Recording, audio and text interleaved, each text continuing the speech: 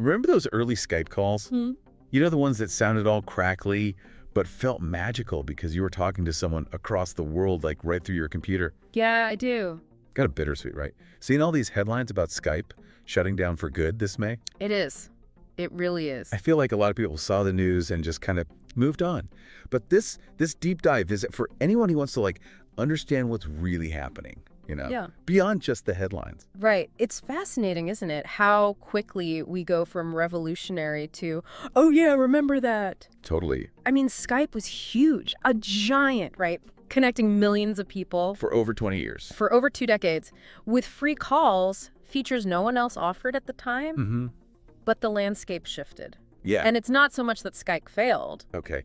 but the world, it went mobile first. Right. And apps like WhatsApp and Zoom, they just captured that wave better. Okay, so it's not that Skype was bad. It's just that it didn't, adapt fast enough Precisely. to this new world. Yeah.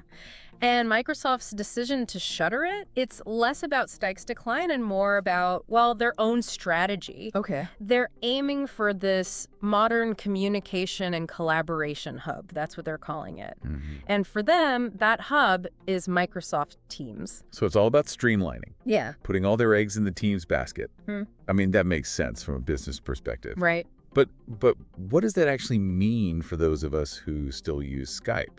Like, what happens to us? Well, they've laid out 2 clear paths. Okay. You can migrate to Teams or export your data. Okay. They're trying to make migrating pretty painless. Okay. You can use your existing Skype login. Got it. All your chats and contacts transfer over. Okay. And those core features you're used to, calls, messaging, file sharing, it's all there in Teams. But is it really just Skype with a new coat of paint? Well, Because from what I've heard, Teams is more geared towards like work stuff. Right. Not so much that casual catching up with friends and family that Skype was, doomed for. you've hit on a key difference. Okay. Teams does offer more than Skype did. Okay. It leans towards the collaborative. Yeah. Think calendar management, community features, that sort of thing. Mm-hmm. It integrates more tightly with other Microsoft products too. Right.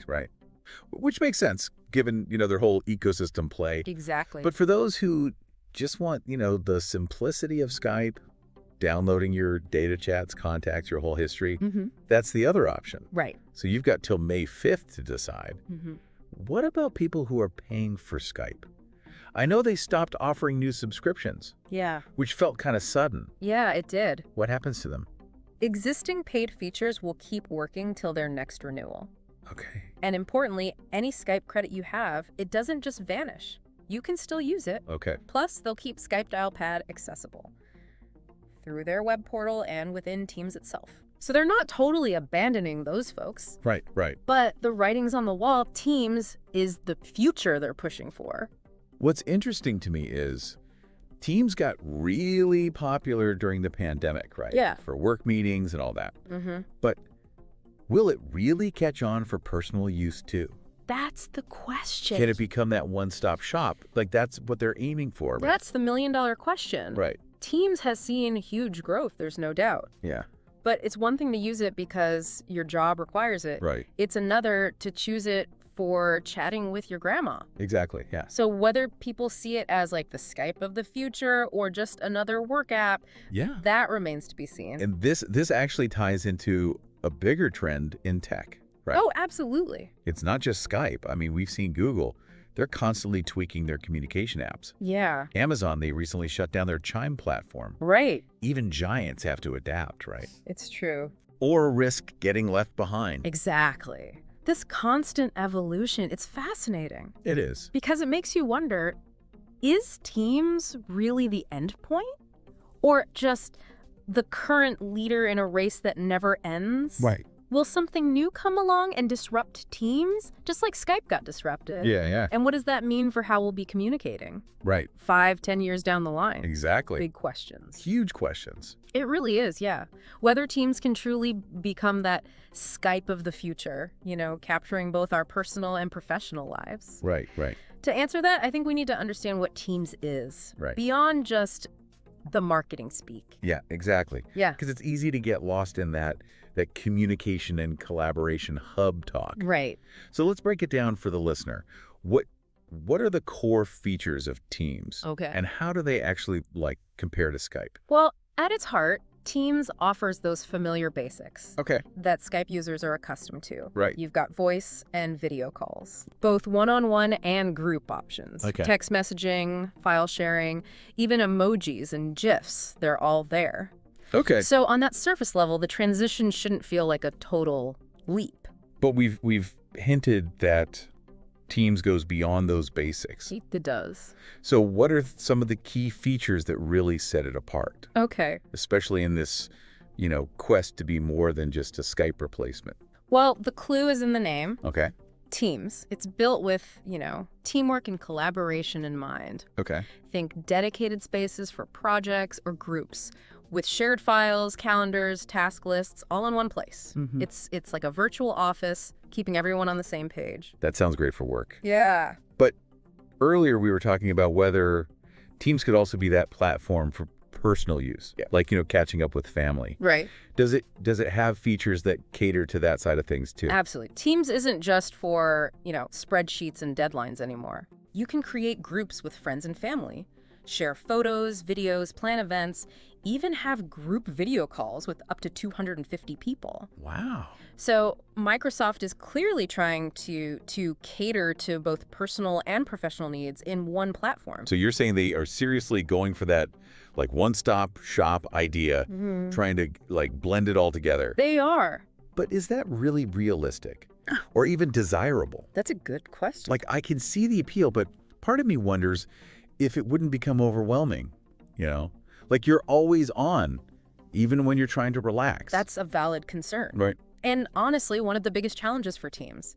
Striking that right balance between being feature-rich and user-friendly, between offering, a comprehensive tool set without overwhelming people. Right. That's going to be crucial for its success. And let's be real, not everyone's a Microsoft fan. That's true. Some people might just resist Teams simply because it's from Microsoft. Right. Regardless of its features. Yeah. So what are the alternatives out there for folks who might be feeling that way? Well, the good news is the communication landscape is diverse. There are options for different needs, different priorities. Okay. For the privacy conscious, there's Signal, known for its end-to-end encryption. If gaming and community building are more your focus, Discord is a strong contender. Right. And then there's the behemoth WhatsApp, Yeah. a global leader in messaging. It's fascinating how even with the same goal, of connecting people, these platforms have really carved out their own niches. Yeah. But with Skype bowing out, doesn't that give Teams a huge advantage almost by default? Possibly. I mean, those millions of Skype users, they need to go somewhere, right? That's the assumption Microsoft is banking on. Okay. But it's far from a guaranteed win. Yes, there's potential user base migrating over, Mm-hmm. but whether they stick with Teams, that depends on how well it delivers on its promises, how it compares to the competition, and Right. ultimately how people feel using it. Okay, let's talk about that feeling then. That's right. The user experience. Yeah. Beyond, the features list, what's it actually like to use Teams? From a design perspective, Teams is generally well received. Yeah. The interface is clean, modern, easy to navigate between chats, channels, all the various functions. Most people find it pretty intuitive once they get the hang of it. But I've also heard grumbles about Teams being a bit resource heavy, Right. especially for older devices. Yeah. Some say it feels clunky compared to the leaner experience of Skype.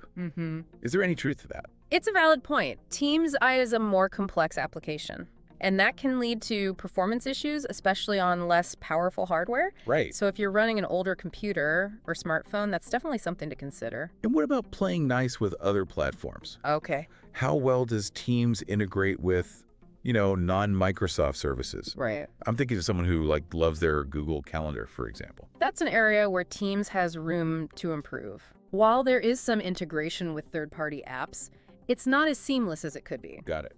So if you heavily rely on services outside the Microsoft ecosystem, you might find the experience a bit fragmented. So Teams has a lot to offer, but it's not without its quirks and limitations. Right. This isn't a simple case of, Skype, but better, is it? No. There are real trade-offs to consider. Exactly. Microsoft is pushing Teams as the future, but it's crucial to understand both its strengths and weaknesses. only then can you decide if it's the right fit for you, not just the default option being presented. And that's where deep dives like this come in, right? Helping people cut through the marketing hype and get a clearer picture of what they're dealing with. Precisely. Ultimately, it's about empowering you, the listener, to make informed decisions about the technology you choose, the platforms you trust, and how you want to connect with the world. We've covered the nuts and bolts of Teams, both the good and the not so good. But this move away from Skype is happening in a very competitive landscape. It is. So how does Teams stack up against rivals like WhatsApp or Zoom? Right. Especially for those who decide not to jump on the Microsoft train. That's a crucial question. Yeah. Because if Teams isn't a strong contender, then this whole shutdown feels like, a forced march toward something less desirable. Yeah. And to understand the dynamics at play, we have to start with, well, the giant in the room. Okay. WhatsApp. Right. The global messaging king. Yeah. Boasting, billions of users. Billions, yeah.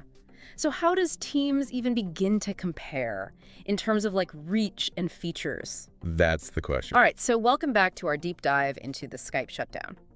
We've talked about the why, the what, the who, Microsoft's strategy, Teams is the platform, the competition. But now I want to zoom out to that bigger picture you mentioned. What does this whole saga tell us about, the tech world?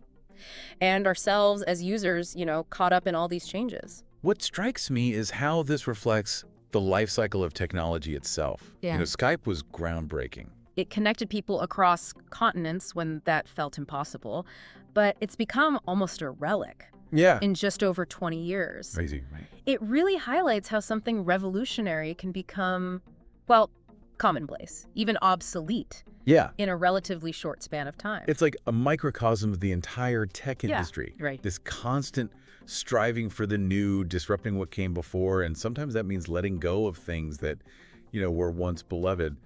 It makes me wonder if we're losing something, in this relentless pursuit of the next big thing. That's a good point. And there's definitely a sense of nostalgia when a familiar tool like Skype fades away.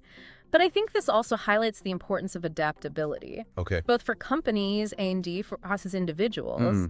Microsoft recognized they needed to evolve. Right. To consolidate their offerings and focus on what they see as, the future of communication. Right. And we, as users, we need to be ready to adapt, too. To embrace new technologies and learn new ways of connecting. It's easy to get stuck in that, things were better back then mindset.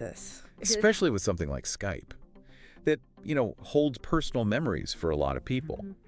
But progress requires letting go, even if it's a little bittersweet. And sometimes that letting go, it leads to something better, even if we can't see it right away. Right. It's too early to say if Teams is the heir apparent to Skype. Yeah. But it does represent a new chapter in how we think about communication, collaboration, and this blending of our personal and professional lives online. You've hit on something that really intrigues me, this move toward all-in-one platforms. This blurring of lines between work and life. It feels like a double-edged sword. It does. On one hand, it's convenient, everything's in one place, but on the other, are we losing something by having it all, matched together? It's a question worth pondering, and I don't think there's a simple answer. It raises fundamental questions about how technology shapes our lives, our relationships, even our sense of self. Are we becoming too reliant on these platforms? Yeah. On having all our communication filtered through a single lens? It's almost like we're constantly in, beta testing mode. Yeah. Not just with the tech itself, but with how we integrate it into our lives. Yeah, I like that. We're figuring it out as we go along, which can be exciting, but also overwhelming at times. Exactly. There's this tension between the excitement of new possibilities, seeing how these tools can transform the way we connect, and the challenge of keeping up, of making sure technology serves us, not the other way around. That's such a crucial point. Yeah. It's so easy to get caught up in the hype cycle. Right. To feel like we have to adopt every new thing that comes along. Yeah. But it's more important than ever to be mindful. I agree. About the technology we choose to embrace, to be aware of the trade-offs, and to really prioritize those tools that truly enhance our lives. Yeah. Both personally and professionally. And it's crucial to remember that technology is ultimately a tool. It's a means to an end. The real value isn't in the platform itself, Okay. but in the connections we forge, the relationships we nurture, the experiences we share. Skype might be fading away. Yeah. But that human need to connect, to communicate, to share stories, and build relationships, that's what endures. That really brings it home.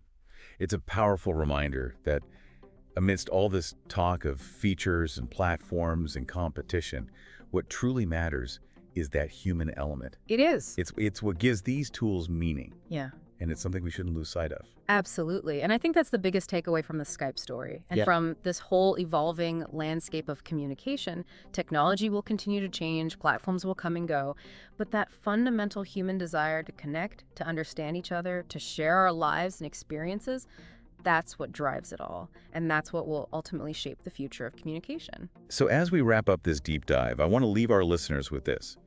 Take a moment to reflect on your own relationship with technology. What tools are essential in your life? How have they shaped your connections, your work, your sense of self? And what do you hope to see from the future of communication?